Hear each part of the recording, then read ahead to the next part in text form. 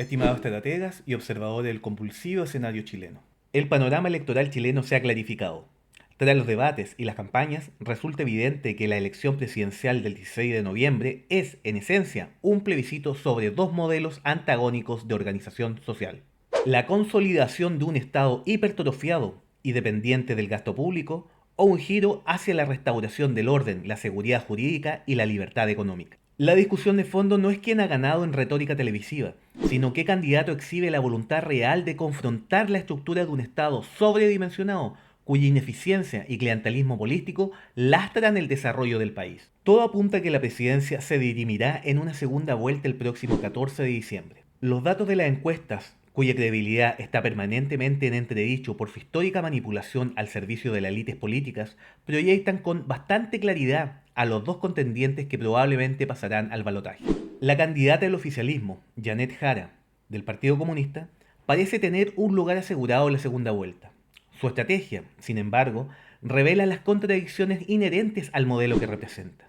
Jara se ha consolidado en el primer lugar, pero ejecutando una calculada separación de la gestión del gobierno de Boric, de la cual fue parte como ministra. Su crítica se centra en el estilo presidencial y en los errores de gestión específicos e indefendibles como el caso de Monsalves o la relación con el gobierno argentino de Javier Milei. Es una maniobra para eludir la responsabilidad por el rechazo del 64% que genera el actual gobierno. A pesar de sus esfuerzos, Jara encarna el mismo modelo de expansión del gasto público y de intervención estatal. Durante el debate llegó al extremo de negar que su propio partido votó sistemáticamente contra leyes de seguridad, una falsedad que busca ocultar la incoherencia de su proyecto. Su programa económico elude la necesidad imperiosa de recortes del gasto y en su lugar recurre a la clásica retórica populista de perseguir el capital de origen dudoso, una cortina de humo para evitar la consolidación fiscal que Chile necesita.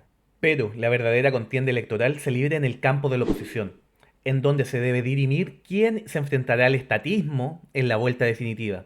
Esta no es una primaria, sino una pugna entre distintas concepciones sobre cómo y con qué profundidad desmontar el modelo actual. José Antonio Caz, del Partido Republicano, es el candidato que, según la mayoría de los análisis, se ha afianzado en la segunda posición como principal adversario de Jara. Su actuación en el debate fue una notable disciplina táctica. Rehuyó la confrontación directa con sus rivales de la derecha para concentrar todo su discurso en responsabilizar al eje Boric-Jara por la crisis de inseguridad, la destrucción del empleo y el descontrol migratorio. Cuando fue interpelado por la izquierda en asuntos de agenda valórica, como los derechos humanos o el aborto, desvió el foco argumentando con acierto que son debates instrumentales para distraer de las verdaderas emergencias económicas y sociales de Chile. Esta evasiva fue utilizada por Jara para atacarlo, afirmando que dicha postura no sirve para ser presidente de Chile. La moderación por contraste de Kast por la irrupción de un candidato como Johannes Kaiser ha desplazado, de facto, a Kast hacia una posición percibida como más centrada. Su objetivo es proyectar una imagen de estatura presidencial, evitando errores no forzados que movilicen el voto en su contra. Johannes Kaiser, del Partido Nacional Libertario, y su liberalismo sin complejo ha protagonizado la sorpresa en la recta final de la campaña. Las últimas encuestas publicadas antes de la veda electoral lo situaban ya por encima de Matei y recortando distancias con Kast, evidenciando una notable tendencia ascendente. El ascenso de Kaiser se explica por su capacidad de atraer a un electorado hastiado de la ambigüedad y del cálculo político. Su discurso es el más coherente en la defensa de los principios liberales, siendo el más explícito en sus propuestas para reducir drásticamente el tamaño del Estado y combatir el crimen con herramientas de un Estado de derecho funcional. A diferencia de Kass, Kaiser no rehúye la batalla cultural y se atreve a cuestionar consensos progresistas, como al proponer modificaciones a la ley de interrupción del embarazo, marcando un claro contraste ideológico. Un gesto como regalar una rosa a Evelyn Matei fue interpretado por analistas como un acto simbólico de unidad. Sin embargo, lo relevante no es el teatro político, sino lo que subyace a su candidatura.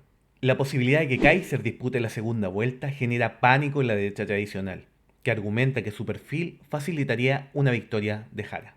Esta afirmación no es más que la confesión que la élite política teme a un candidato con convicciones, dispuesto a aplicar la tijera al gasto público y a desmantelar las redes clientelares de las que muchos se benefician. Evelyn Matei de Chile Vamos ha visto sus opciones mermadas por el ascenso de Kaiser y la lucha por no quedar descolgada de la carrera por el segundo puesto.